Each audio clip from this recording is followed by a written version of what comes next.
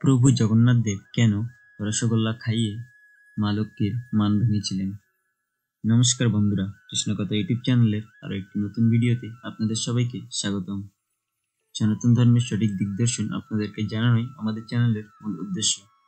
ঠিক তেমনি আজকের ভিডিওটিতে আপনারা জানতে পারবেন প্রভু জগন্নাথ দেব কেন মা লক্ষ্মীকে রসগোল্লা খাইয়ে তার মান ভেঙেছিলেন, কেন মা লক্ষ্মী প্রভু জগন্নাথের উপর রাগ করেছিলেন।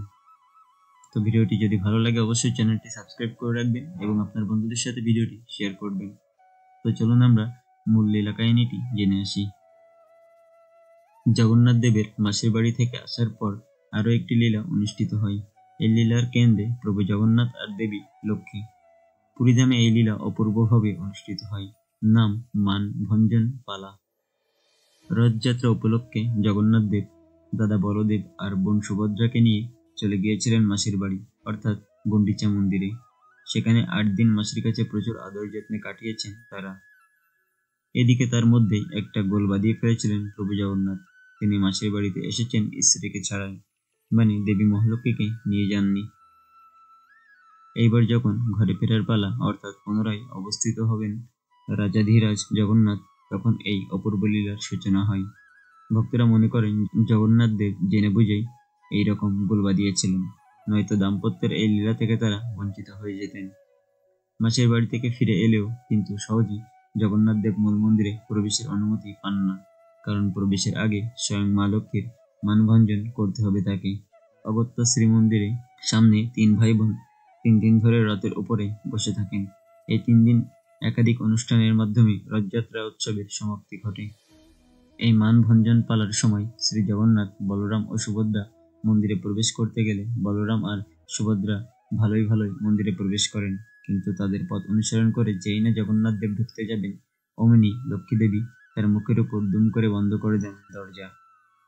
অভিমানী লক্ষ্মী দেবী এই কয়েকদিন একা একা শ্রীমন্দিরে ছিলেন। মাঝখানে অবশ্য একদিন তিনি মাসির বাড়ি দেখা করতে গিয়েছিলেন, কিন্তু জগন্নাথ দেব তাকে সেদিনও দেখা দেননি। তাই ফলস্বরূপ যাত্রা শেষে জগন্নাথ দেবের এই শাস্তি পান নিজের স্ত্রী থেকে।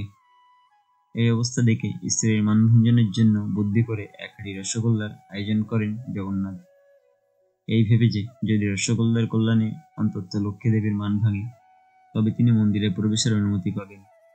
সেই লীলারই এবার সমাপ্তি হতে চলেছে। ত্রিভুবনের অতুল ঐশ্বর্যের কর্ত্রী দেবী মহালক্ষ্মীর মান ভাঙে সেই রসগোল্লা খেয়েই।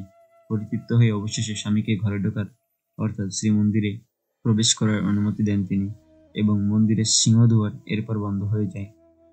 এই রসগোল্লা উৎসব আষাঢ় মাসের শুক্ল ত্রয়োদশী তিথিতে নীলাদ্রি বিজয় একটা অন্যতম উল্লেখযোগ্য তিথি।